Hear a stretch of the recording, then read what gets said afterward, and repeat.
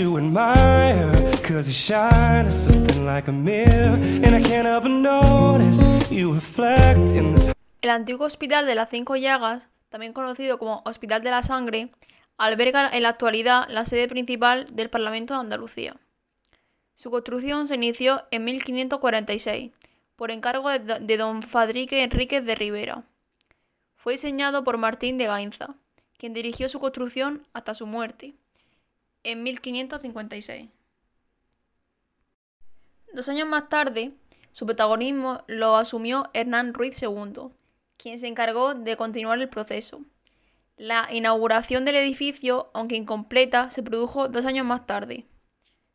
El edificio tiene forma rectangular y se articula en torno a 10 patios, de los cuales solo se construyeron 9. En la actualidad solo se conservan 8 de estos patios.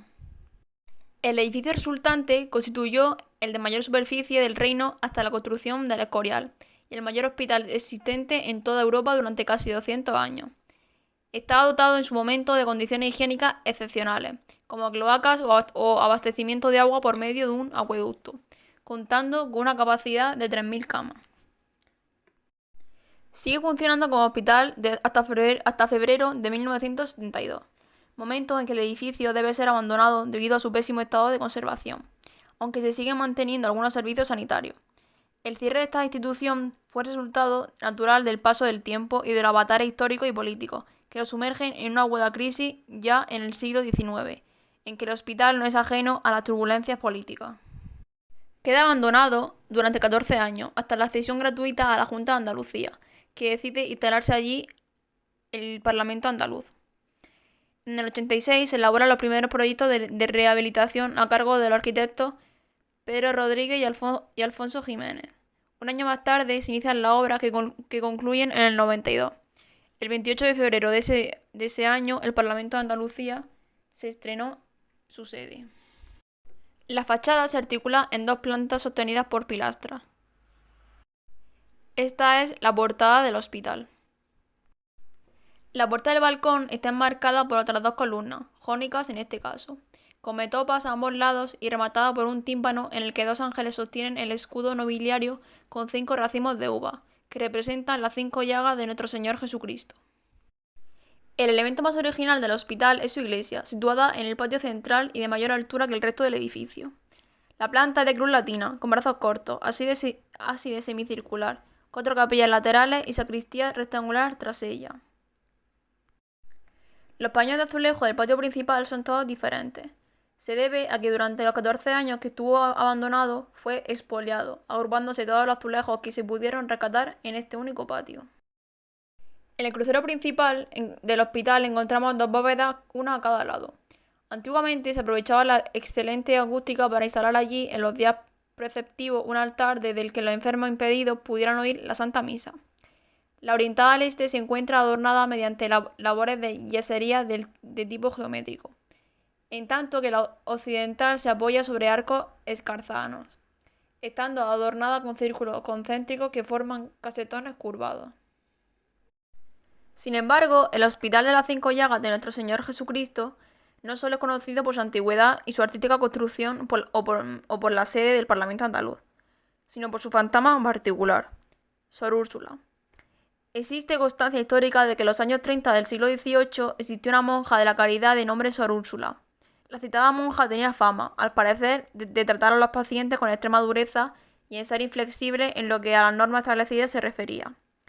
Sor Úrsula falleció durante una epidemia de peste, víctima de la misma enfermedad de la que atendía a sus enfermos, que verdaderamente no lloraron demasiado su pérdida. Tras la muerte de Sor Úrsula se comenzó a manifestar el fantasma de una monja en el hospital. Según cuenta la leyenda, algunas noches aparecía la monja espectral en las salas de los enfermos, se paraba junto a uno de ellos, se agachaba y le arreglaba la ropa de cama. Siendo así, el enfermo era el siguiente que moría en el hospital. Ni que decir tiene que si nadie quería ver a Sor Úrsula en vida, menos gana aún se tenía de verla después de muerta. Las apariciones de la monja fantasma se sucedieron durante la existencia del hospital, pero comenzaron a recogerse de forma más concienzuda en los últimos 70 años. Testigos de apariciones han sido enfermos, vecinos, Sin embargo, los testimonios que más impresionan por su número y espectacularidad son los sucedidos a los vigilantes nocturnos del edificio. Los vigilantes que han pasado por el hospital ofrecen relatos auténticamente escalofriantes. La visión de la monja, detalladamente descrita por varios de ellos, gritos desgarradores de niños y mujeres, puertas que se abren y cierran solas, súbitas bajas de temperatura sin corriente de aire, alaridos y quejidos en habitaciones cerradas. En la actualidad siguen los incidentes, aunque parece que se van espaciando en el tiempo.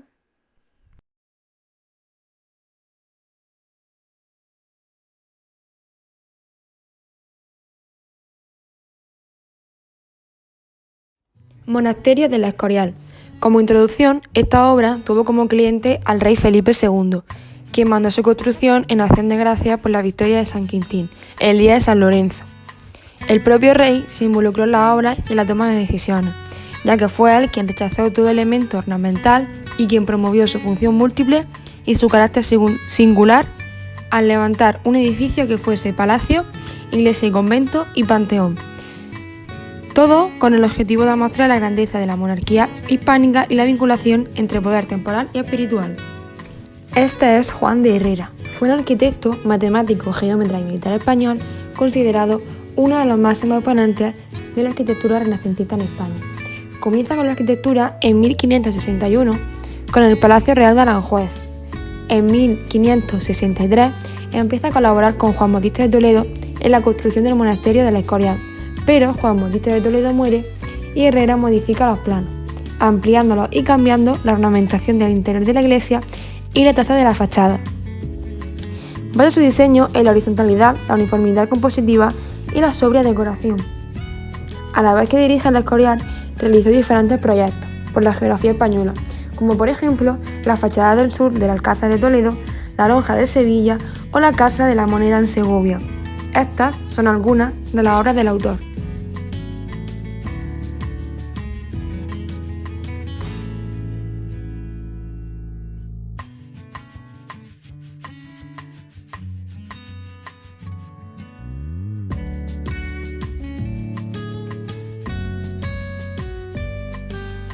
Ahora hablaremos sobre la obra y sus características.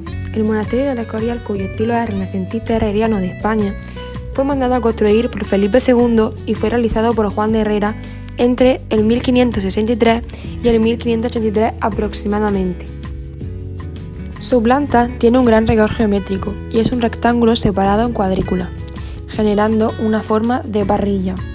Dentro de este conjunto tenemos tres divisiones: el eje central, el flanco norte y el flanco sur. El eje central está compuesto por el patio de los reyes, la iglesia y las estancias privadas del rey. El flanco norte está compuesto por el palacio, dependencias del seminario y el colegio universitario, con forma de cruz en cuyo centro hay una torre chapitelada que genera 4 patios. El flanco sur, compuesto por el claustro de los evangelistas y el convento, también con forma de cruz y con torre chapitelada. El claustro de los evangelistas tiene doble galería, que está separada por una tórica en el piso inferior y jónica en el superior, y rematada en el centro con una bola balaustrada. La simetría, la proporción y rigor se interrumpe con la fuente, que está inspirada en Bramante. En el exterior, la sensación es de maciza y tiene sucesión monótona de ventanas y de ladrillo. Tiene además el exterior unas pequeñas cornisas que dividen en dos la fachada y la gran cornisa remata el cuerpo superior. Junto con la simetría tenemos también rígida severidad, austeridad decorativa, con ausencia ornamental por órdenes del rey y gran predominio del muro. La austeridad se rompe con la fachada principal con 3 puertas rematadas en frontones. La puerta principal o central se compone con columnas gigantes y remate de frontón. La fachada de la iglesia, situada en el patio de los Reyes, tiene columnas de orden dórico, un muro y un frontón triangular interrumpido por una ventana manierista. ¿Y qué es el manierismo o manierista? Pues es el momento en el que se pierde lo más propio del clasicismo y la belleza clásica, como por ejemplo las proporciones, la armonía, la serenidad, el equilibrio. Por último, Esta obra la podemos encontrar aquí en España, concretamente en Madrid, en el municipio de San Lorenzo de la Escorial, abierta al público para poder contemplar tan maravilla.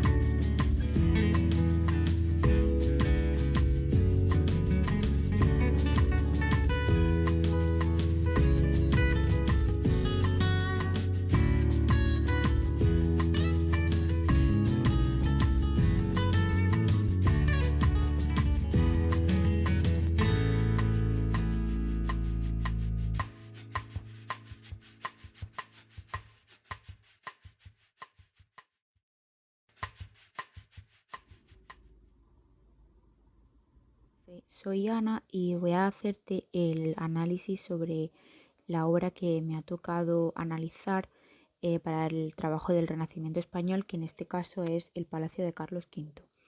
Para hacer un pequeño resumen general, el Palacio de Carlos V fue construido por Pedro Machuca en el año 1527 y este edificio pertenece a la Alhambra de Granada. Todo empezó cuando Carlos V se casó en 1526 con Isabel de Portugal en Sevilla. En ese momento pues quedó prendado ante la belleza de la Alhambra y pues mandó edificar un edificio que fuese nuevo en la Alhambra en sí, que fuese digno del rey del Sacro Imperio Romano. Entonces, pues no tardó mucho en comenzar a construir, de hecho fue un año después de su casamiento, es decir, en el 1527, y fue construido a raíz de Pedro Manchuca, que fue el arquitecto. Este hombre, del que podéis ver aquí una pequeña foto, se dice que fue discípulo de Miguel Ángel, y en una España en la que el estilo imperante era el plateresco y no se había despegado totalmente del gótico, pues Machuca diseñó un palacio revolucionario que corresponde, por decirlo de alguna manera, al estilo del marianismo, que es un estilo que se estaba dando en sus primeros pasos en Italia. Se estaba comenzando a estrenar, por decirlo de alguna manera. Vale. Lo siguiente de lo que tenemos que destacar es la planta. Aquí surge una novedad que es que se da un patio circular en un edificio de forma cuadrada. Ambos son figuras geométricas perfectas y que encajan del mismo modo entre sí. Podemos observar que tiene una fórmula clásica y bueno, pues también se puede percatar la gran sobriedad del edificio. El edificio fue proyectado utilizando las fórmulas clásicas de la antigüedad greco-romana que simbolizaban el poder y la perfección, rescatadas del Renacimiento italiano. Como ya he comentado antes, destaca por su sobriedad y por su humildad en cuanto a otros edificios nazaríes que estaban situados también en la Alhambra. Que bueno, aquí he puesto un pequeño croquis sobre la planta y un dibujo técnico. Como podéis ver aquí, esto sería desde una vista desde arriba, y aquí tendríamos la zona interior de la que voy a hablar un poquito más tarde, y esta es la zona del exterior. Vale. En cuanto al exterior, pues las portadas que más destacan son las de la portada sur y la portada oeste. En cuanto a la fachada sur, pues podemos notar que tiene presencia de almohadillado y todo está acorde al Renacimiento italiano.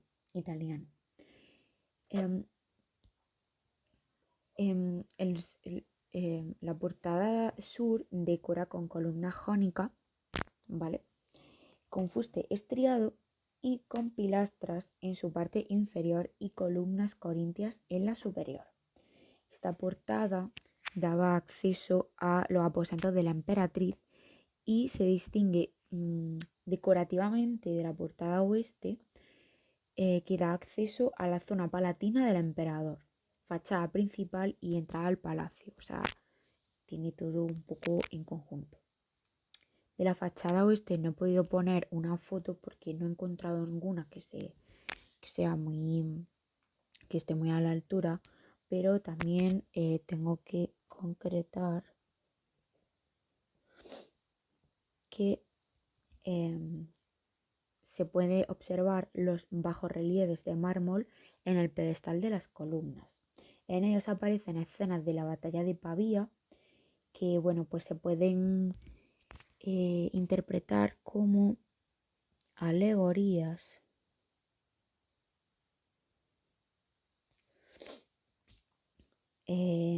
al triunfo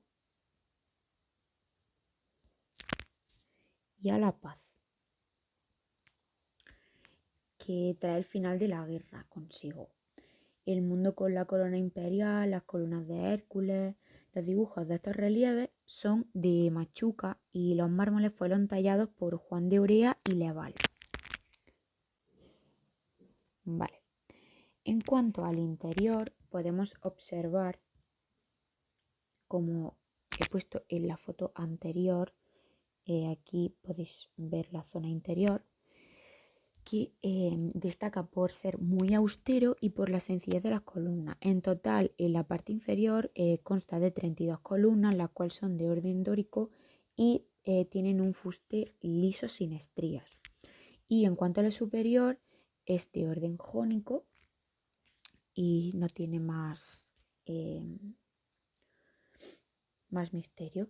Fueron elaboradas con aglomerado de aluvión y no con mármol de Macael, como se proyectó en un principio, porque desde un principio Pedro Machuca pensó en el mármol de Macael, pero realmente el aglomerado de aluvión era un material muchísimo más asequible para las arcas del imperio, o sea, ya no podían permitírselo básicamente.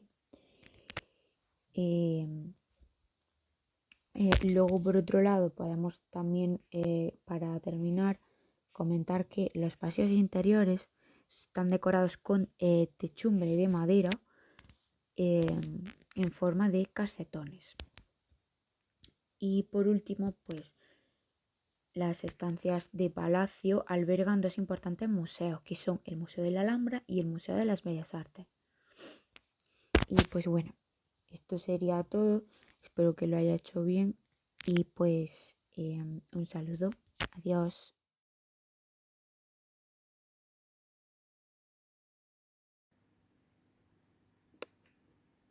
Hola, soy Eva y voy a hablar sobre el Renacimiento español, en concreto sobre la Capilla del Salvador, que está situada en Úbeda. Antes de comenzar a explicar esta obra, voy a hacer una breve introducción sobre el Renacimiento español. Al iniciarse el siglo XVI, comienzan a introducirse las fórmulas renacentistas en España, y a ello contribuyó la llegada de artistas italianos para trabajar en la península ibérica, la educación de españoles en Florencia, en Roma, en Nápoles, la importación restringida de sepulcros, portadas y fuentes genovesas y la masiva llegada de libros de arquitectura y estampas grabadas. La arquitectura española se puede dividir en tres grandes etapas según el uso desproporcionado o armónico de los órdenes clásicos y la exuberancia o desnudez ornamental de los edificios. Estas tres etapas son el plateresco, el clasicista o purista y la herreriana. Ahora comenzaremos a describir brevemente la Sagrada Capilla del Salvador. La Sagrada Capilla del Salvador del Mundo es un templo construido bajo patrocinio de Francisco de los Cobos, como panteón anexo a su palacio de Úbeda, en la actualmente llamada Plaza Vázquez de Molino. Mandada a construir en 1536, formaba parte de un extenso programa artístico, del que formaba parte también su palacio, una universidad y un hospital, destinado a encumbrar la fama, la fortuna y la gloria personal que había alcanzado el secretario personal de Carlos V, para lo que recurrió a artistas de primer nivel. El proyecto inicial se encargó al burgalés Diego de Siloé, mientras que la realización corrió a cargo de Andrés de Vandelvira a partir de 1540. El templo fue consagrado en 1559. Su primer capellán fue el deán Ortega, para quien se construyó el gran palacio que hay a la izquierda de la fachada principal de la capilla. El Salvador fue la empresa más ambiciosa de toda la arquitectura religiosa, privada del Renacimiento español. Declarado Monumento Histórico Artístico en 1931, se ha convertido a su vez en uno de los más divulgados símbolos de esta ciudad, cuyo conjunto monumental renacentista, que junto con el de Baeza, fue declarado Patrimonio de la Humanidad por la UNESCO en 2003. Tras haber realizado esta breve introducción sobre el Renacimiento español, ahora voy a hablar sobre la capilla de El Salvador, ubicada en Úbeda. En ambas fotos podemos apreciar el exterior de esta grandiosa capilla y en la foto de abajo podemos observar este edificio que se encuentra a la izquierda de la capilla, que es un enorme palacio que se construyó el primer capellán de la capilla, que fue el deán Ortega.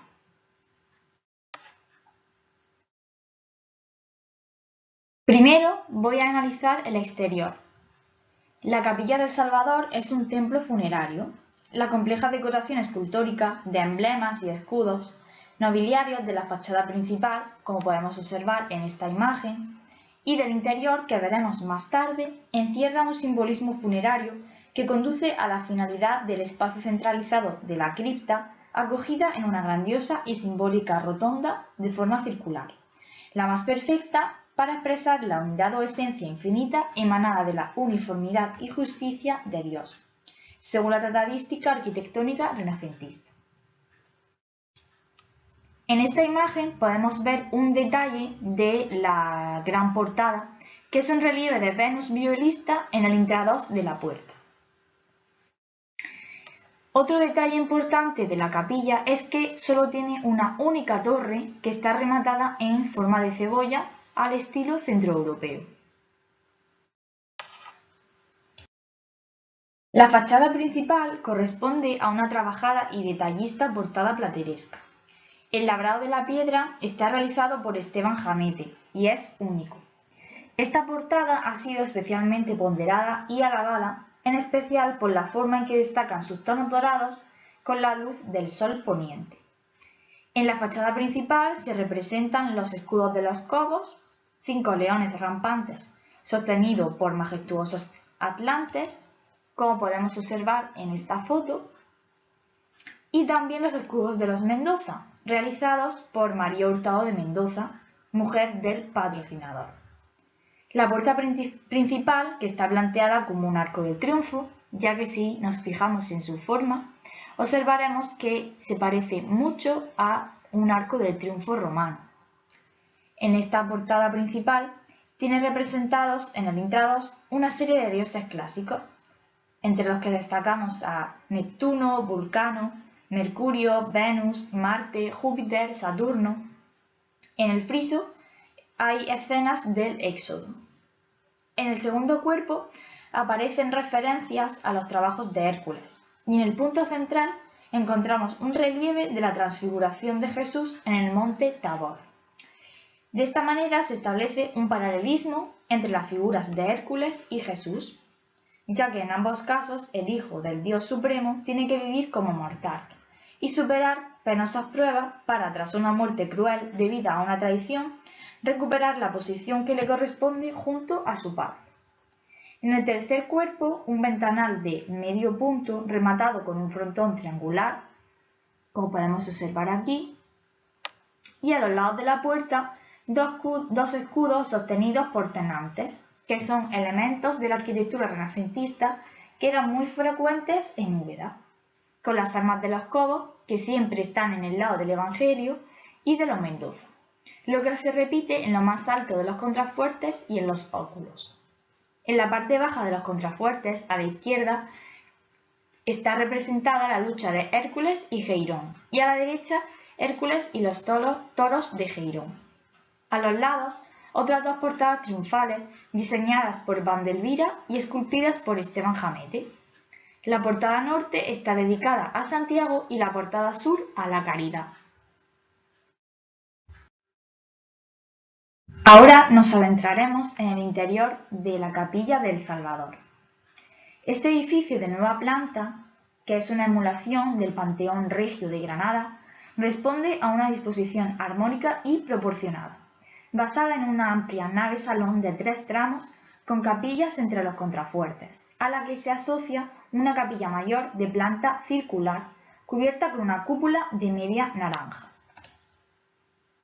que es esta de aquí.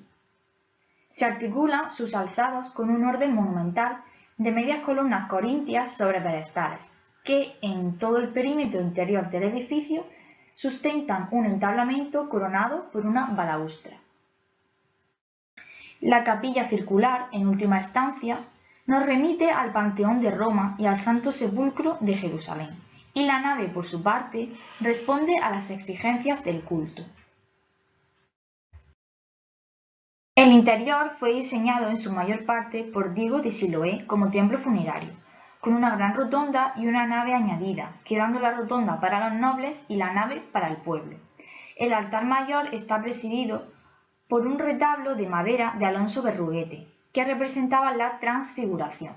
Fue quemado por los milicianos en la Guerra Civil y solo se conserva el Cristo central, que es este de aquí. La restauración es de Juan Luis Vasallo. El templo alojó un repertorio de esculturas, reliquias, orfebrería y pinturas, piezas de sumo valor adquiridas o regaladas a su fundador, como la famosa Piedad de Úbeda de Sebastiano del Piombo, un cáliz de oro, regalo de Carlos V, una macolla de cruz procesional de Francisco Martínez de 1542, una cabeza relicario, un calvario de Pieter Koek y un crucifijo de marfil del siglo XVI. Pero seguramente la pieza más comentada del conjunto es una estatua de San Juanito esculpida en mármol, que fue atribuida por Gómez Moreno a Miguel Ángel. Seriamente dañada en 1936, los fragmentos conservados fueron enviados por la Casa de Medinaceli a Florencia en 1995, a fin de intentarse su reintegración, ardua labor completada en 2013. La reja, que está finísimamente trabajada, separa la rotonda y la nave, que es de Francisco de Villalpando, fundida en 1555 con 2 tramos y 3 cuerpos, el central más elevado y esbelto. En la crestería hay 4 medallones con las virtudes y en el centro el escudo nobiliario de los Cobos, cerrándola una cruz. La bóveda central está sostenida por columnas corintias adosadas. Sobre su entablamento una galería corrida a la que dan tribunillas que en la embocadura del arco llevan cariátides. En estas imágenes podemos ver la increíble bóveda de la capilla o el altar mayor, que está situado aquí, y aquí podemos ver con más detalle.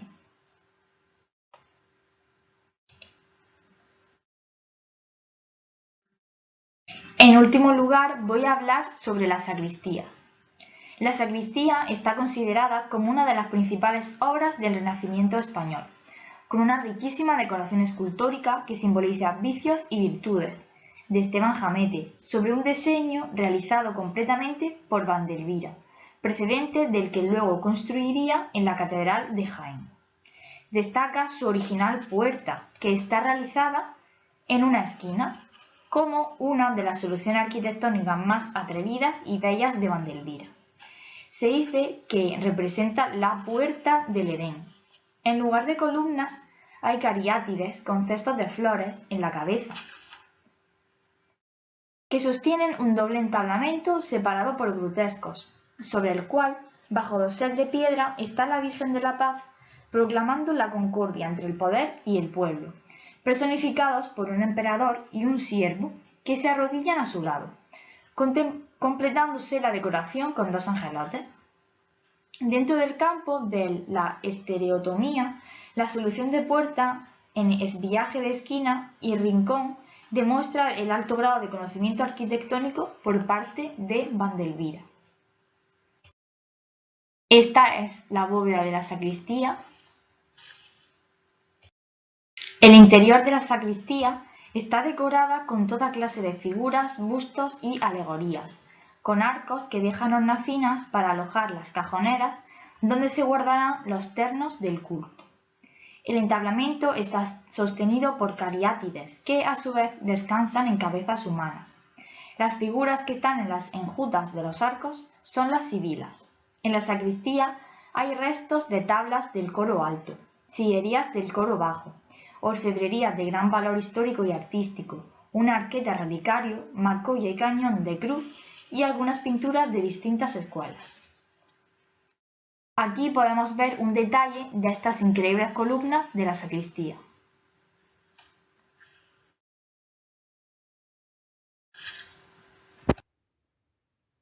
Para finalizar, al observar la Sacra Capilla del Salvador, podemos pensar a priori que nos encontramos en Italia, ya que es comparable a sus iglesias renacentistas.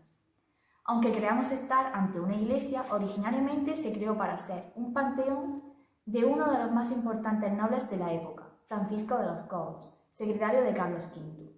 Por ello podremos observar en las torres laterales cadáveres de cabezas de vaca y esculturas funerarias.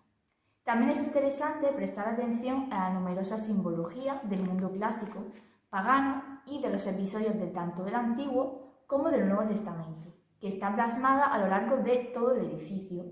Estos recogen la idea de la muerte, del horror, de la gloria y de la resurrección.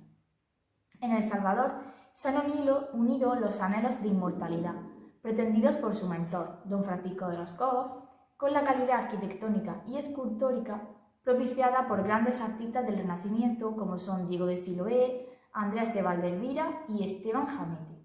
Sin duda, si realizas un viaje a Úbeda, la iglesia de Salvador es una visita obligada. El Ayuntamiento de Sevilla fue realizado por Diego de Riaño. Se inició en los últimos meses de 1526, prolongando su construcción hasta el último tercio del 500. El estilo que presenta es renacentista. En cuanto a las características, encontramos planta quebrada y está organizado en dos alturas. La fachada principal estaba orientada a la plaza de San Francisco y se dispone en 5 módulos separados por pilastras y columnas, que en ambos casos muestran fustes con decoraciones de grutescos motivos que se repiten también en jambas, tablamientos e incluso muros de edificación. Entre los elementos técnicos hallamos además otros motivos decorativos, como medallones con personajes históricos e incluso hornacinas, con esculturas de héroes tradicionalmente vinculados a las leyendas del origen de la ciudad, como son Hércules y Julio César, aunque ambos fueron añadidos en la reforma del siglo XIX. Por otra parte, en un extremo de la fachada se encuentra el arquillo. Ya en el interior, el edificio presenta una planta rectangular y combina elementos góticos y renacentistas. Está la sala de fieles ejecutores y la sala capitular, cubierta por una bóveda en cuyos casquetes se esculpieron figuras de 36 reyes de España. La sala capitular alta está cubierta con artesonado de calcetones. Otras obras de este estilo son el Palacio de Carlos V y el Monasterio de la Escorial. Entre otros autores encontramos Juan de Mera y Pedro Machuca. La Catedral de Almería fue proyectada por Diego de Siloé. Posee una mezcla de estilos gótico, renacentista, barroco y neoclásico, aunque los principales son los dos primeros.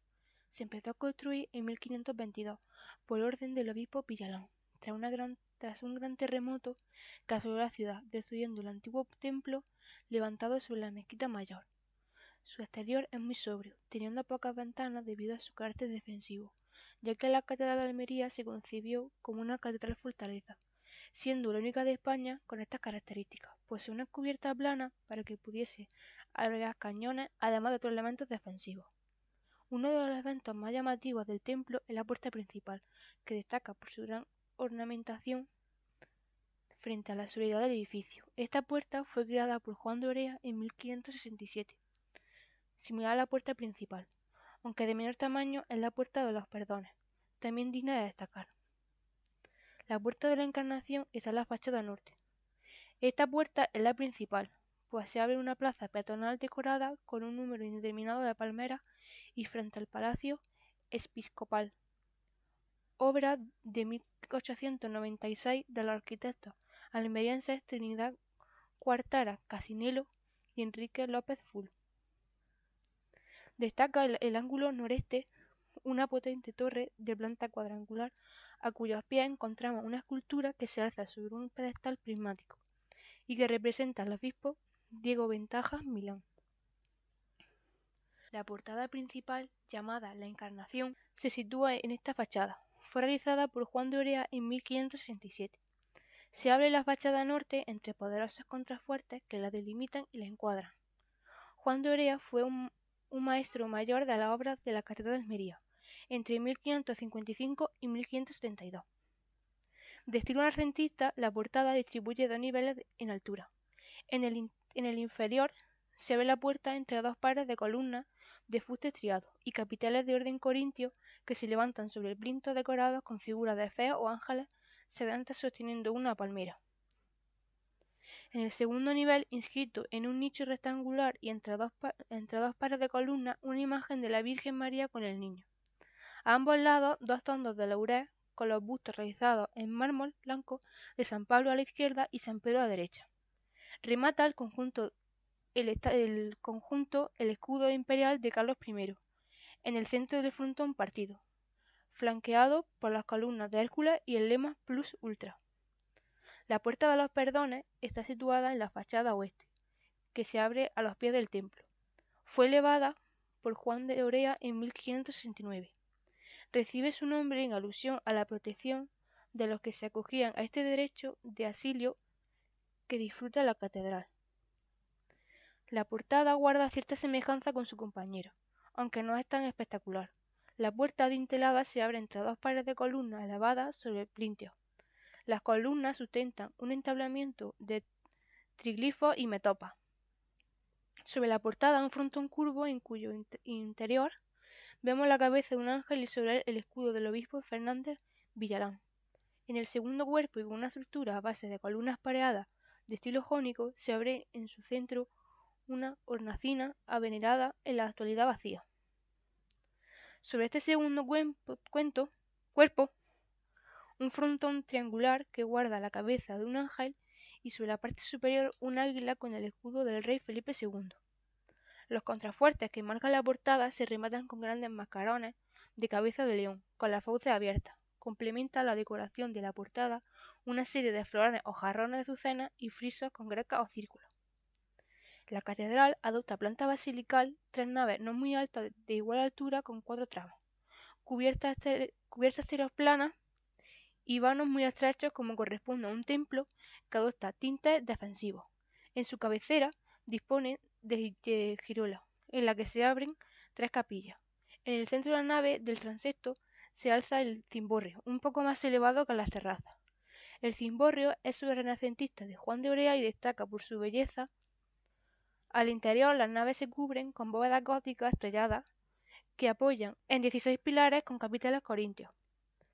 Las 3 capillas absidiales que se abren a la girola al exterior a nivel de la calle se transforman en torres defensivas con su correspondiente almena. Las laterales en forma de cubos semicirculares, mientras que la central es una torre octogonal sobre un arranque cuadrangular. El templo dispone de capillas laterales, solo en el lado de la epístola que recae al claustro, ya que la nave del Evangelio estaba más desprotegida y era necesario restar impedimentos a la fuerza del muro o de la fachada. La Casa de la Contratación de Sevilla.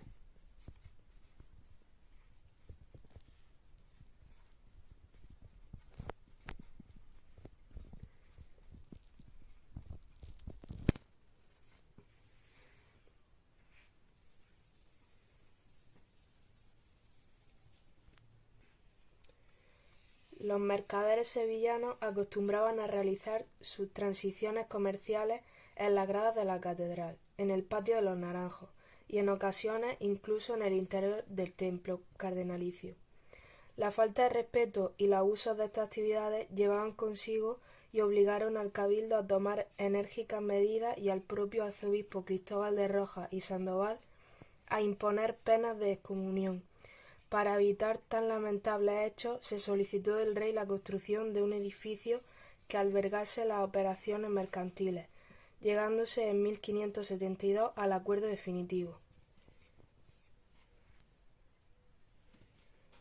Para la construcción de la Casa Lonja se eligió un lugar próximo a la catedral y el alcázar, ocupado por las herrerías del rey, parte de la Casa de la Moneda, el Hospital de las Tablas y unas casas propias del cabildo eclesiástico. Con la expropiación de los mencionados edificios se sufragaron los gastos de las obras de las nuevas plantas, razón por la cual el consulado de cargadores a India estableció el llamado impuesto de lonja, que gravaba todas las transiciones comerciales realizadas en la ciudad. Características, elementos técnicos y formales.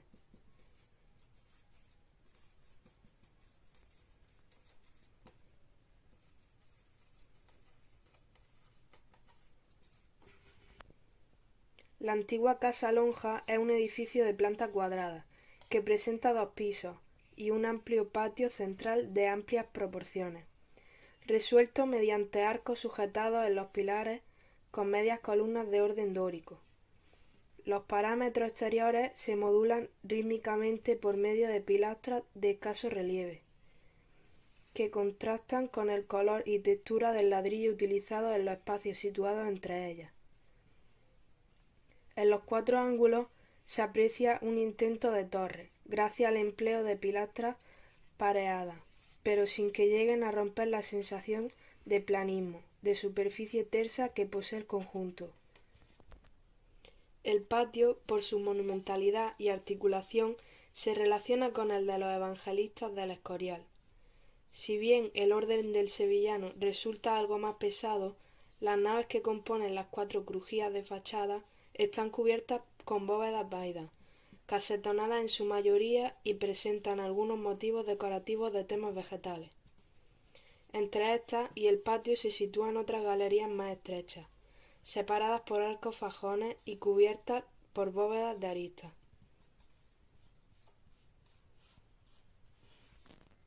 Estéticamente, el edificio sigue los postulados de la arquitectura cortesana madrileña.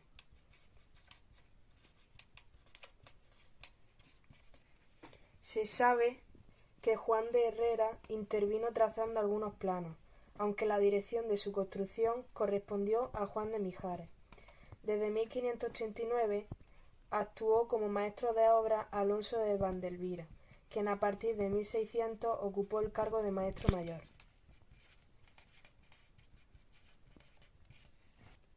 Vida y obra de Juan de Herrera.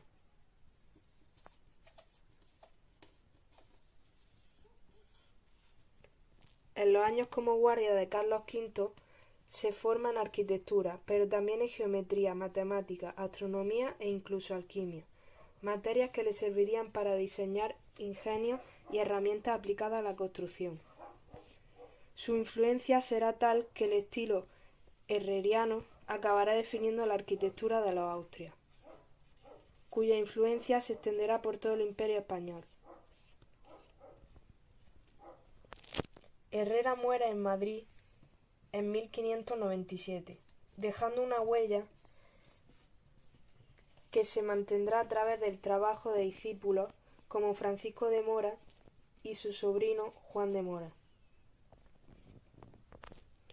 Y entre su obra podemos destacar el Puente de Segovia, la Plaza Mayor y la Basílica de San Lorenzo del Escorial.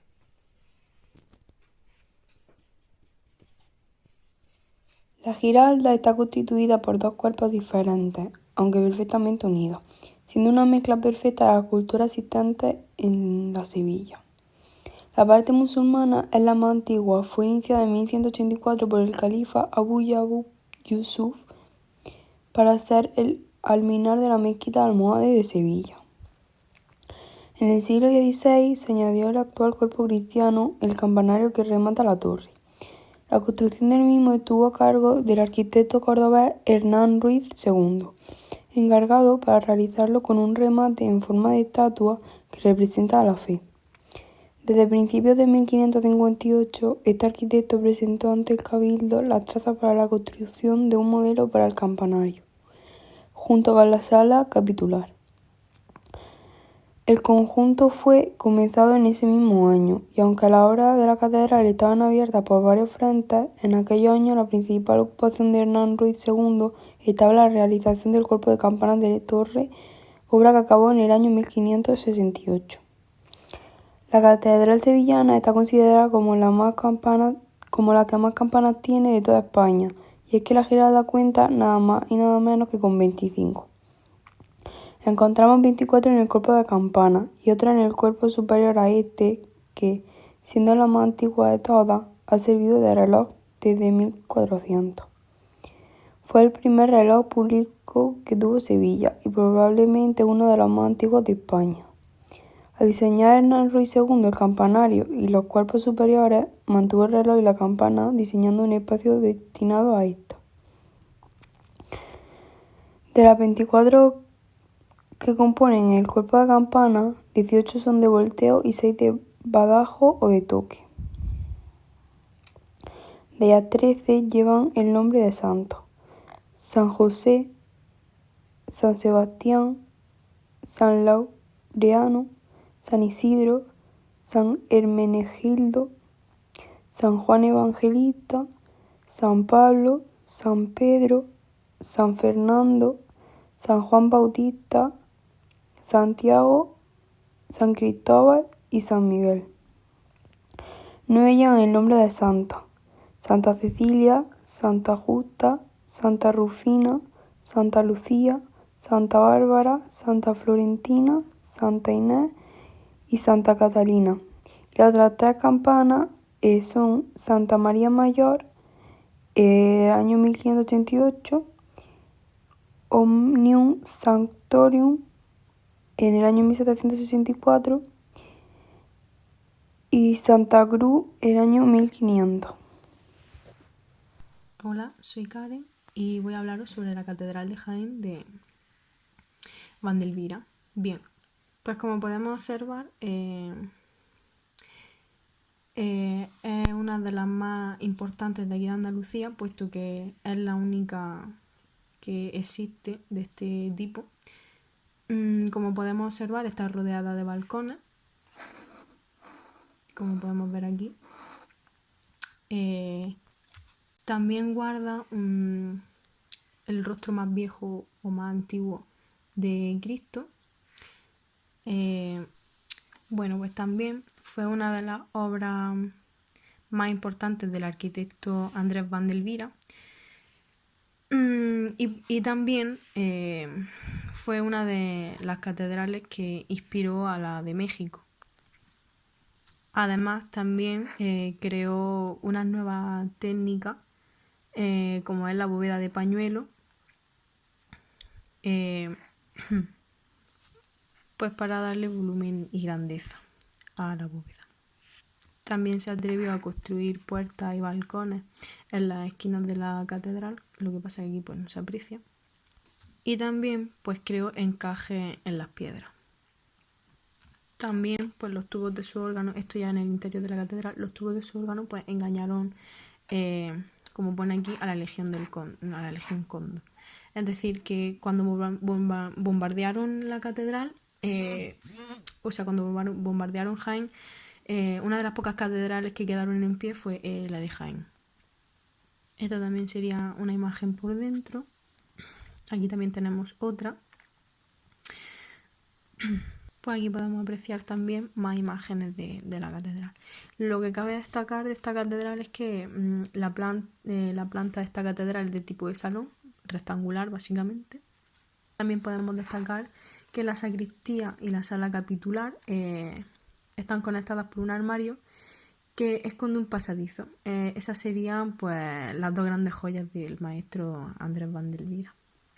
Y como he mencionado antes, que he dicho que la catedral conserva uno de los rostros más antiguos del Santo Cristo, pues esta sería la imagen y aquí pues se puede apreciar el rostro. Y por último pues deciros que está en la fachada y que aquí podemos apreciar, como hemos dicho, que está rodeada de balcones, que por eso también es muy importante, que es la única catedral que está rodeada de balcones. Pues aquí pues solo hay 9. además, pues tiene un total de 62 balcones, 27 exteriores y 35 interiores. Y aquí pues otra imagen en la que se puede apreciar la fachada. Retablo mayor de la Capilla Real de Granada. Esta obra fue realizada por Felipe Villarny en 1520 y 1522. Es considerada en su conjunto como uno de los primeros y más grandes retablos platerescos labrados en España. Su complejo y mediático programa iconográfico expresa simbólicamente tres conceptos de unidad en la política de gobierno de los Reyes Católicos. Esta unidad se basa en la unidad religiosa, que es la que representa la escena de la vida de Jesucristo, la unidad política, que es la que representa de Santos Juanes, la Bautista y la Evangelista, y una unidad territorial que es la iconografía de los Reyes Católicos de su obra. Estructuralmente, empezando desde abajo, el retablo consta de un sotobanco, de un banco y dos cuerpos que se parten inferior y superior y de un ático. La escena del sotobanco del retablo tienen como acontecimientos locales ocurridos durante el reinado de los Reyes Católicos. Se parte en 4 relieves agrupados de 2 en 2. A la izquierda nos encontramos con los Reyes Católicos, con los ejércitos cristianos, y a la derecha nos encontramos con el bautismo de moriscos. En el banco aparece como motivo central la Virgen con el niño adorado por los Reyes Magos, y en el mismo plano, a su izquierda, nos representa el bautismo de Jesús. Y a la derecha nos encontramos con San Juan en la isla de Patmos. En el cuerpo inferior y a la izquierda nos encontramos con el martirio de San Juan Bautista con el Cordero, San Juan Evangelista con un cáliz y el martirio de San Juan Evangelista. En el cuerpo superior y a nuestra izquierda nos encontramos con Jesucristo con la cruz a cuestas, con el Calvario, con la piedad o con la quinta angustia. Y en el ático, como remate del retablo y principio del programa iconográfico, nos encontramos con las 3 personas divinas de la Trinidad. En las calles laterales externas del retablo se completa el programa iconográfico. Ambas calles, desde arriba a abajo, comienzan con Pedro y Pablo y siguen los evangelistas, y están coronados por los 4 padres de la Iglesia occidental. Entre los motivos ornamentales del retablo hay que destacar que la granada del siglo IV es el pensamiento cristiano que utiliza la imagen de la granada para expresar la unidad y la diversidad de la Iglesia. El primero en utilizar este símil fue San Gregorio de Elvira, que fue un obispo de la Iglesia hispano-romana. La iconografía representa los grandes misterios cristianos, que es la Trinidad, la encarnación del Hijo de Dios, la pasión y la muerte del Señor.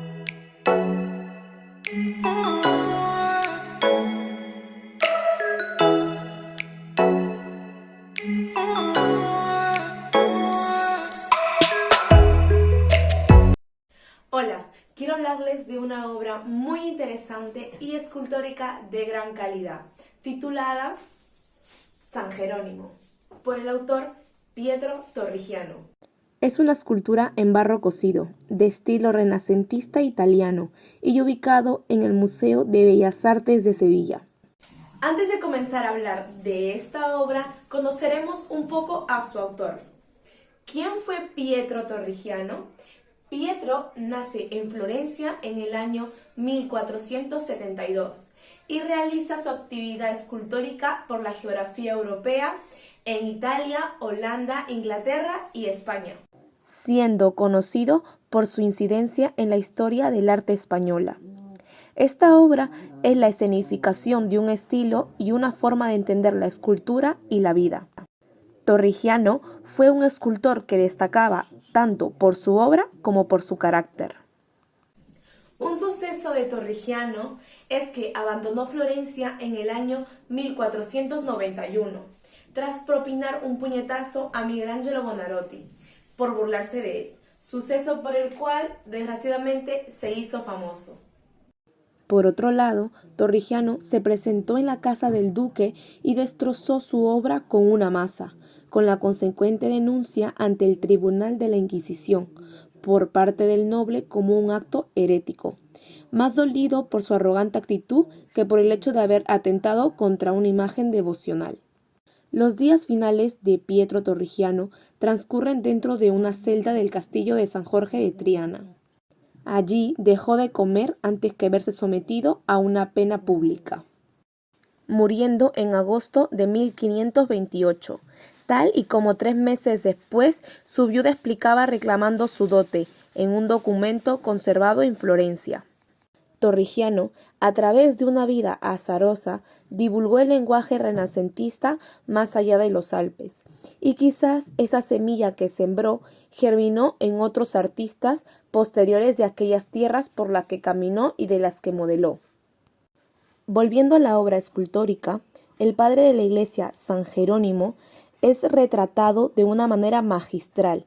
Se muestra un San Jerónimo lleno de fuerza en sus músculos y a su vez poniendo en evidencia la crudeza de su penitencia. También es maravillosa la manera en la que San Jerónimo mira a la cruz esperando una respuesta a sus pensamientos que son transmitidos en sus escritos por el mismo San Jerónimo.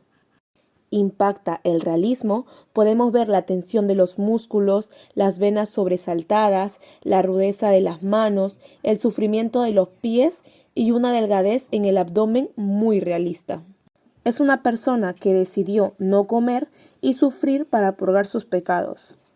San Jerónimo se arrodilla ante la cruz con una tensión postural reflejada en el sufrir de los dedos del pie izquierdo.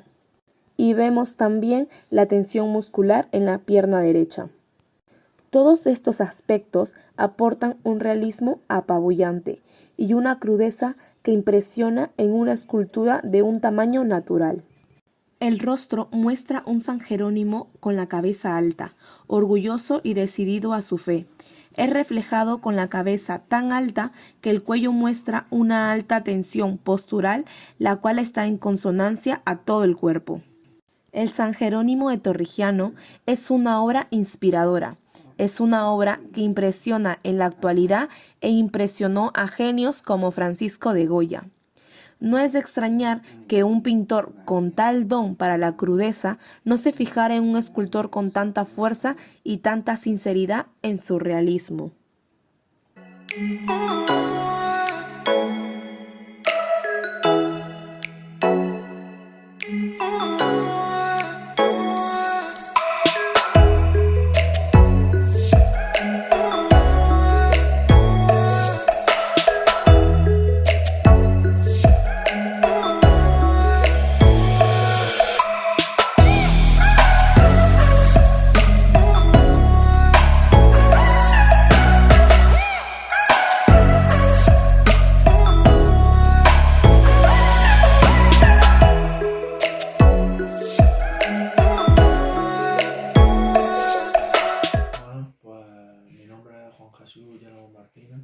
Y soy un alumno de Historia del Arte de segundo de bachillerato del grupo A. Y bueno, hoy me toca exponer una obra de arte muy importante perteneciente al Renacimiento español, como es el sacrificio de Isaac, que corresponde al autor Berruguete, que fue uno de los más importantes de este periodo que acabo de mencionar, que es el Renacimiento español. Bueno, antes de nada, para poner un poco en contexto a qué responde la obra, es decir, qué hay detrás de la representación que simplemente vemos, pues bueno, se puede ver a un padre y a un hijo, y es una escena bastante dura y bastante bien detallada, todos los elementos, y bueno, se puede ver como el padre está con su hijo agarrado por el cuello y lo va a degollar para poner en prueba su supuesta fe. Es decir, era una prueba encargada por Dios para que éste le había encargado para demostrar su fe. Así que bueno, una vez antes, para que se sepa el desenlace final, una vez Dios ve que el padre está dispuesto a acabar con la vida de su hijo simplemente para demostrar su fe, pues una vez Dios ve que sí, que es capaz de realizar semejante atrocidad con tal de demostrar su buena fe, pues ve como suficiente semejante acto y decide pararlo a tiempo, es decir, que su única intención era ver si realmente tenía esa fe. Así que bueno, puesto un poco en contexto la obra de la que vamos a hablar, que creía que era oportuno para un poco en situación, ahora vamos a indagar un poco más los detalles, tipología, características, y también vamos a mencionar un poco el contexto de la época, porque aunque parezca que no, tiene bastante relevancia luego con las características que podemos presenciar en la misma, ¿no? Entonces, bueno, pues voy a ir mirando algunas cosas para precisar la información de los detalles, pero bueno, podemos comenzar. Podemos empezar diciendo que se trata de una escultura religiosa, y bueno, ya como he comentado antes, es una iconografía en la que Abraham, por motivo de Dios,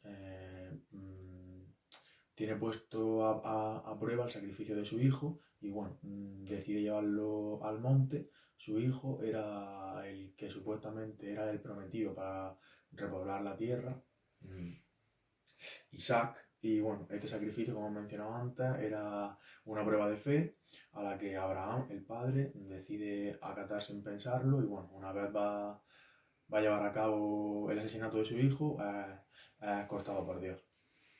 En cuanto a la tipología, se trata de una escultura exenta de bulto redondo que pertenece al Renacimiento español.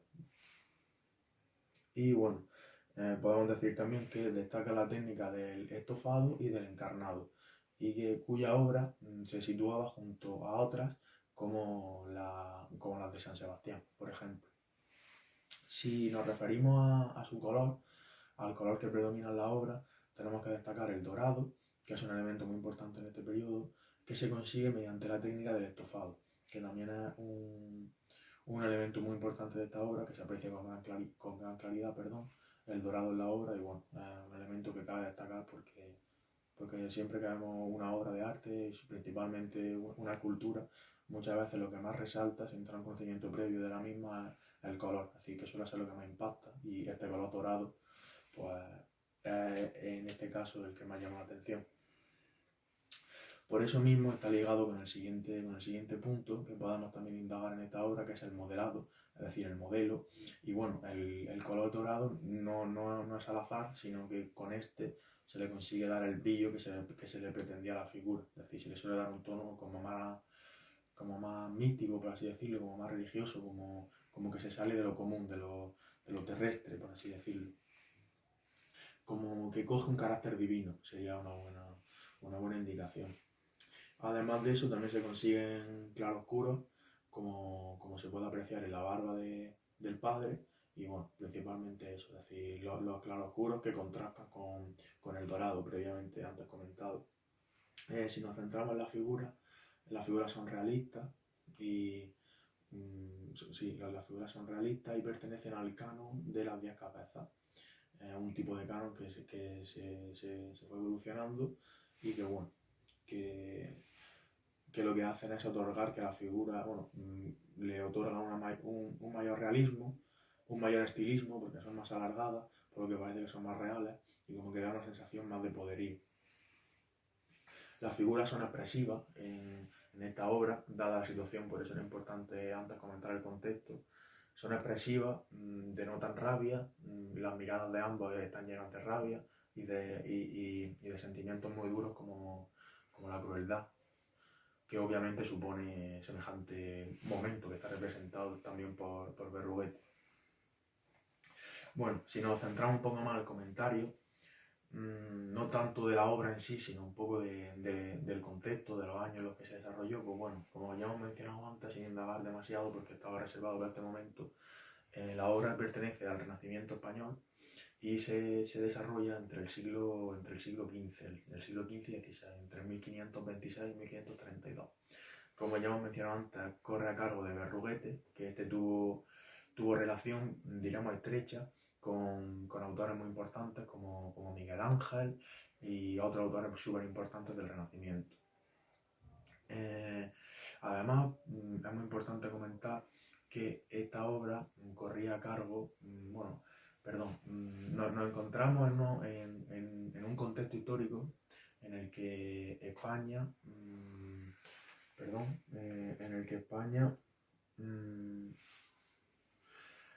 es gobernada por Carlos I, es decir, es un enorme imperio gobernado por Carlos I y que posteriormente mantiene su hijo Felipe II. En este periodo cobra una gran importancia la orden religiosa, lo que se ve reflejado en todo tipo de obras relacionadas al arte, es decir, se sigue una ortodoxia católica y religiosa, lo que está totalmente ligado al arte, ya que se suprime, por así decirlo, la libertad de creación para crear obras, es decir, y adopta un modelo conservador, por lo que está ligado a que se suprima esa libertad. Todos los modelos son muy parecidos porque son conservadores, es decir, están todos bajo la doctrina de la ortodoxia católica. Finalmente, tenemos que destacar que, a diferencia de Italia, en España, por ese entonces, no existía la burguesía.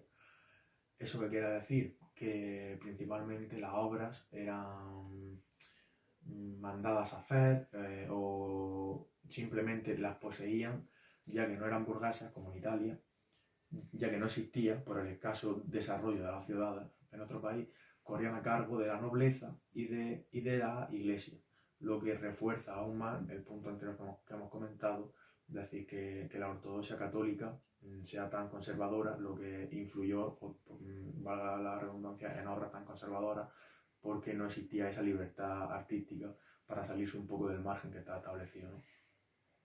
Finalmente, como hemos mencionado antes, ya no solo con Miguel Ángel, probablemente el mayor artista de la historia, sino también con Donatello, con Leonardo, es decir, con las grandes cúpulas del arte mundial e histórico.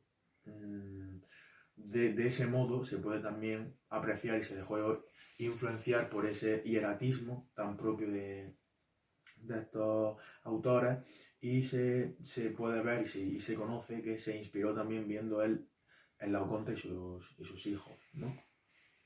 Y bueno, finalmente, para terminar, podemos decir que el Renacimiento en España fue un proceso muy lento, que se inició desde el gótico, y bueno, esto lo que conllevó es que se adaptasen las características y las cualidades, por así decirlo, del gótico, como pueden ser la forma alargada y estilizada, que concuerdan en sintonía con lo que hemos dicho antes del canon de 10 cabezas y con figuras más alargadas y realistas. Así que bueno, espero que haya quedado lo suficientemente claro.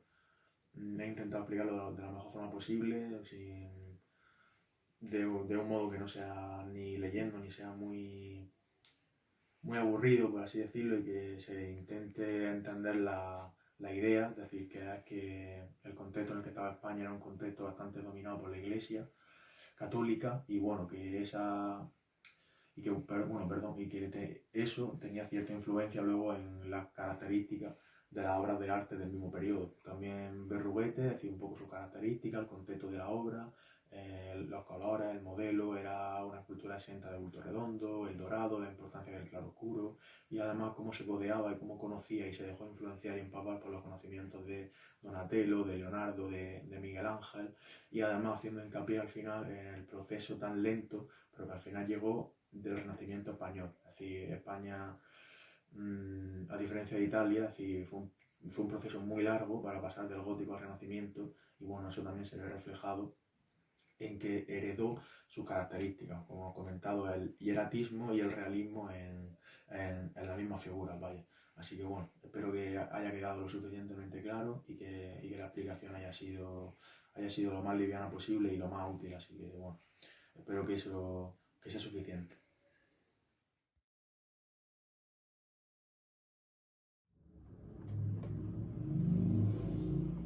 Para la Catedral de Toledo, el Greco realizó entre 1577 y 1579 una de sus obras más famosas, el Expolio de Cristo. El lienzo estaba destinado al vestuario de la sacristía catedralicia, donde el despojo de las vestiduras de Jesús obtenían un gran valor simbólico. La figura de Jesús, como podemos observar en el centro de la pintura, se encuentra envuelto en un manto de color rojo que simboliza su martirio. A su derecha contemplamos una extraña figura con armadura renacentista. Podía ser San Longino, Pilato o un centurión romano, vestido a la moda de la época. Mientras que a su izquierda observamos a un sayón que orada la cruz, creando un marcado escorzo típicamente manierista. En primer plano contemplamos a las santas mujeres. Cabe destacar una de las características del Greco, que es la utilización de colores básicos, como son el color amarillo, el color azul, el color rojo o el color verde. Tras la enorme figura de Cristo se encuentra la muchedumbre. Formada por restos grotescos que recuerdan a la pintura flamenca. Las piques y las lanzas complementan esa zona del fondo, en la que destaca un enigmático personaje, como podemos encontrar aquí, con gorra y golilla, que señala al espectador y sobre quien se han dado las más variadas versiones, desde que representara a uno de los sacerdotes que acusaban a Jesús hasta que fuera un simple espectador que refuerza la intemporalidad del asunto. El abigarramiento de la figura es característica destacable de la composición, suprimiéndose toda referencia a la naturaleza, incluso al suelo. Como podemos observar aquí, en esta parte, solo se observa un pequeño espacio de tierra y piedra junto a los pies de Cristo. Por último, en el rostro de Cristo, como podemos ver aquí, está cargado de dramatismo, especialmente en los ojos, llenos de lágrimas conseguidos con un ligero toque de pincel. El amplio cuello y la postura de los dedos juntos serán características típicas de la mayor parte de las figuras del Greco. Hola, profe. Soy... y voy a realizar mi exposición del Renacimiento español, para no hacerlo en el examen más que nada. Para empezar, voy a resumir cómo es que se dio el Renacimiento aquí en Españita, ya que este se desarrolla solo en el siglo XVII. Se introduce desde Italia, gracias a artistas italianos ejerciendo en España y artistas españoles formándose allí en Italia, y además que se se da la invención de la imprenta, que hace que se propague esta corriente artística. Destacamos como siempre la arquitectura, la escultura y la pintura. Voy a decir de forma resumida la arquitectura y la escultura, ya que el tema que ocupa es la pintura, ya que la obra asignada es la Virgen de los Navegantes o de los Mareantes. Bueno, pues en cuanto a la escultura, en cuanto a la arquitectura, debido a que en España apenas había burguesía que pagase la obra, los mecenas fueron la iglesia y los noblezas. Los noblezas. Y se distinguen tres periodos de esta: el plateresco, el clasicista y el herriano. En cuanto a la escultura, más de lo mismo, son obras para la iglesia, por lo que es muy característico su tema religioso. Pues España ni tiene ni tenía canteras de mármol, por lo que la escultura están hechas de madera policromada, y esto es una característica que se da aquí en España. Y además que se da como varias formas innovadoras para la época de pintar la escultura y policromarla, por así decirlo, con los baños de oro y todo eso. Bueno, pues para la pintura es igual. Sobre todo son obras religiosas, como es el caso de la mía, de la que yo tengo que exponer. Pero se da un artista con estilo propio que intenta trascender y se inspira en Michelangelo. Hablo del Greco, artista formado en Italia y célebre por sus cuadros enigmáticos y llenos de subjetivismo. Y ya ha llegado el momento de hablar de lo que hoy nos acontece: la Virgen de los Navegantes o la Virgen de los Mareantes. Uy, anda que también. Esta obra está hecha por Alejo Fernández entre 1531 y 1536, periodo para el cual ya había pintado obras para las Américas, tema de este cuadro, o al menos que pudo estar influido por él. Bien, es una obra pintada al óleo sobre tabla, y es de un tamaño de 225 por 135 centímetros. Se observa que la imagen de la Virgen en él es mucho más grande que las demás. Además, el cuadro está dividido por el parte gloria, estando la Virgen arriba de este con un gesto acogedor. Hacia Colón, Hernán Cortés, Pizarro y otros navegantes sin identificar. La obra reside en un retablo para la capilla de la Casa de la Contratación de Sevilla. Cabe mencionar que es la pintura más temprana que se conoce acerca del descubrimiento de América, y en ella se observa influencia o referencia a la pintura flamenca. Y bueno, pues con esto doy por terminado mi exposición y muchas gracias por tu atención. El entierro del señor de Orgaz, popularmente llamado el entierro del conde de Orgaz, es un óleo sobre lienzo de 4,80 por 3,60 metros, pintado en estilo manierista por el Greco entre los años 1586 y 1588. Fue realizado para la parroquia de Santo Tomé de Toledo, España, y se encuentra conservado en este mismo templo. El cuadro representa las dos dimensiones de la existencia humana, abajo la muerte, arriba el cielo, la vida eterna. El Greco se lució plasmando en el cuadro lo que constituye el horizonte cristiano de la vida ante la muerte, iluminado por Jesucristo. Según cuenta la historia, don Gonzalo Ruiz de Toledo, señor de Orgaz, que realmente no era conde, aunque popularmente se conozca así el cuadro, era uno de los nobles más queridos y apreciados por las gentes de Toledo. Estaba vinculado familiarmente con poderosas familias que durante los siglos XIV y XIII dirigieron los destinos de Castilla, y este origen le aseguraba una vida acomodada, pero su carácter piadoso y devoto llevó su existencia por caminos más cercanos a los que menos tenía, siendo benefactor y protector de fundaciones y órdenes religiosas hasta su muerte el 9 de diciembre de 1323. Contribuyó en vida a numerosas causas como la cesión de casas a los padres agustinos, la restauración de las iglesias de San Justo, San Bartolomé, Santo Tomé, la creación del Hospital de San Antón y un largo etcétera. Su muerte fue recibida por todos los toledanos con profunda tristeza y muchos acudieron a la iglesia de Santo Tomé a dar su último adiós a una de las personas que más había hecho en beneficio de la religión y de la ciudad de Toledo.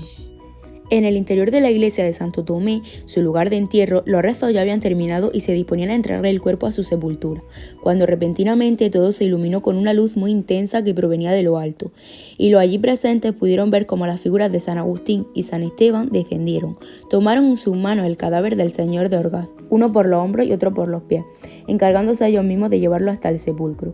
Tras esta acción, con voz grave, los dos santos dijeron: «Tal galardón recibe quien a Dios y a sus santos sirve». Luego, sin más, desaparecieron, dejando la iglesia perfumada de aromas celestiales. Todos los que observaron este hecho quedaron allí petrificados, murmurando oraciones en acción de gracias por el milagro que habían presenciado. En el interior de la tumba, aún por cubrir, ya descansaba el cuerpo de Gonzalo Ruiz de Toledo, llevado hasta él por dos santos. La humildad le llevó a elegir para lugar de descanso eterno la zona más apartada y pobre de la iglesia, así como los materiales de su sepultura, junto a la pared última y más apartada del coro de simple piedra tosta. Allí se hizo una sencilla capilla hasta que 200 años más tarde el párroco Andrés Núñez de Madrid mandó renovarla haciéndola más grande, quedando el sepulcro en medio y queriendo que el milagro fuese conocido por todos. Encargó pintar un cuadro para poner en la pared de dicha capilla, al lado del altar. El 23 de octubre de 1584, tras comprobar la dotación que el mismo Gonzalo Ruiz de Toledo había dejado en el beneficio de la iglesia de Santo Tomé, el cardenal arzobispo de Toledo, don Gaspar de Quiroga, autorizó la obra.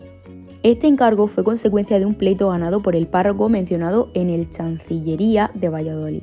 Don Gonzalo dejó en su testamento que el pueblo del que era señor Orgaz debía pagar anualmente a la parroquia de Santo Tomé el tributo de 8 pares de gallinas, 2 carneros, 2 cueros de vino, 2 cargas de leña y 800 maravedís. En el siglo XVI, el concejo de Orgaz dejó de pagar esta carga, que siendo reclamada fue abonada en su totalidad y facilitó el encargo del cuadro tan conocido por todos. En 1586, un pintor griego de nombre Domenico, conocido como el Greco, que vivía no muy lejos de la iglesia donde fue enterrado el señor de Orgaz, recibió el encargo de pintar un cuadro que reflejase el momento en el que se produjo este milagro. El 15 de marzo de 1586 se firmaba un acuerdo entre don Alonso y el Greco en el que se fijaba de forma muy precisa la iconografía de la zona inferior del lienzo. Y esta es la pequeña y bonita historia de este cuadro. Detrás de todo hay un gran milagro. Esta obra que encontramos es la adoración de los pastores del Greco. El Greco, llamado Domenicos Tetrakopoulos, fue un artista que impresionó a finales del Renacimiento por sus pinturas con abundancia madura. El Greco nació en Creta el 1 de octubre de 1541 Estuvo en Creta hasta los 26 años y después viajó a Italia, donde en Venecia estudió el estilo tiziano y Tintoretto, y después en Roma estudiando el manierismo de Miguel Ángel.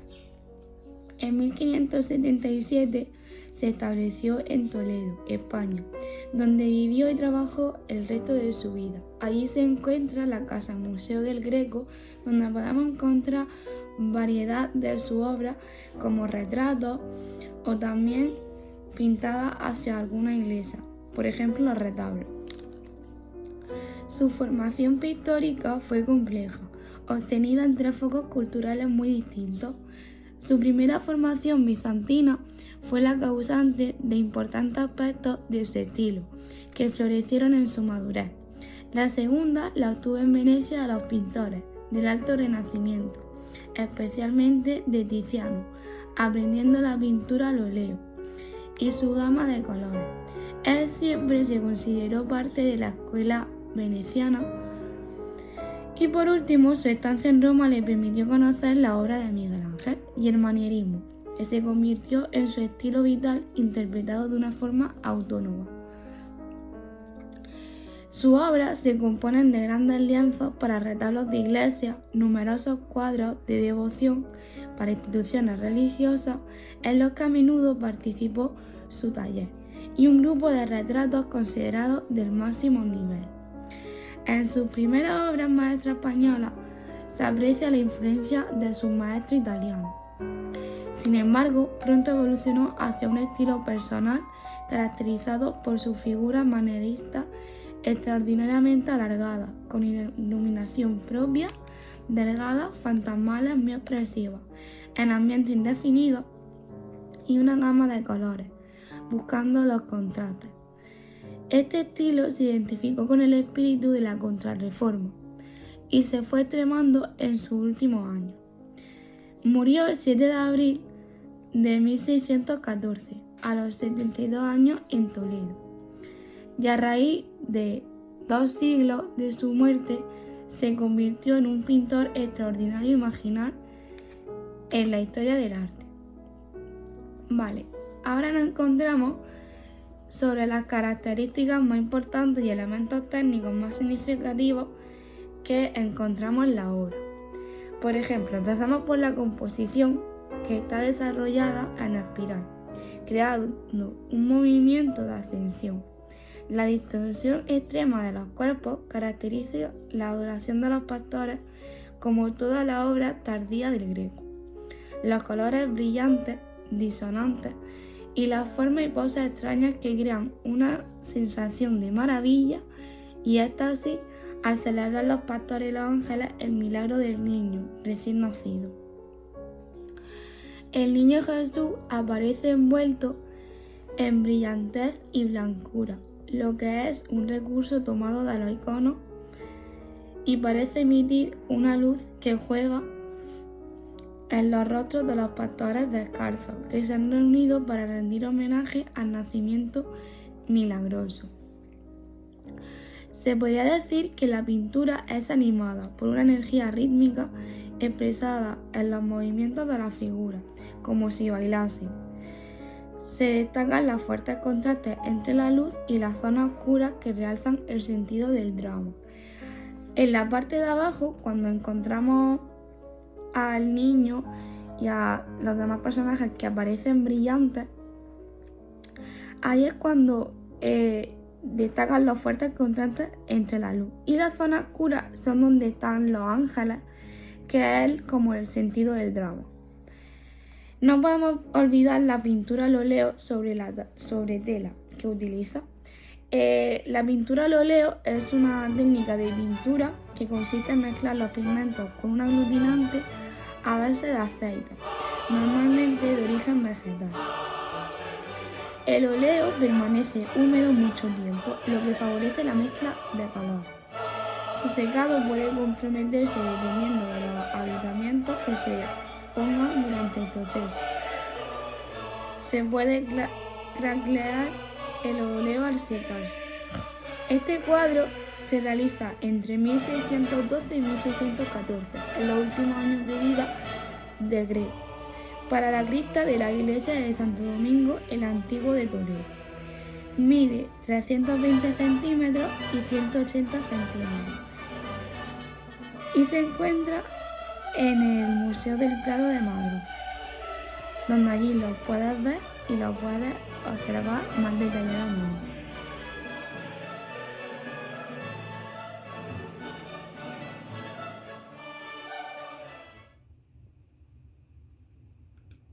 Hola, bueno, pues soy Nerea y vamos a empezar a hablar un poquito de la biografía del Greco. Pues nace en Candía en el 1541. Durante 26 años vive en su isla natal, donde fue un apreciado maestro de iconos por el estilo bizantino. Reside 10 años en Italia, donde se transformó en un pintor renacentista, primero en Venecia, asumiendo plenamente el estilo de Tiziano y después en Roma, en contacto con el mineralismo de Miguel Ángel. En 1577 se estableció en Toledo, donde vive y trabaja durante toda su vida. En los 37 años de los que vive el Greco en Toledo, su arte sufre una profunda evolución. En la primera etapa se mantiene fiel a sus fuentes italianas, pero hacia 1600 se intensifican los elementos artificiales e irreales de su obra, fundamentalmente antinaturalista, y neoplatónica. Y bueno, pues como no todo no es para siempre, finalmente muere en Toledo en 1614. Bueno, pues ahora vamos a hablar sobre nuestra obra, que es el martirio de San Mauricio y la Legión Tibeana del Greco, que fue encargada en 1580 por Felipe II para decorar una de las capillas laterales de la Basílica del Monasterio de San Lorenzo del Escorial. Concretamente, la capilla consagrada al santo dentro del programa incógnito de culto a los santos que había sido ideado para la misma, de acuerdo con los dictámenes de la Contrarreforma. Pues Felipe II, al ver que él no era el centro de atención de la obra, ni era lo que te llamaba más la atención de la obra, pues no le gustó.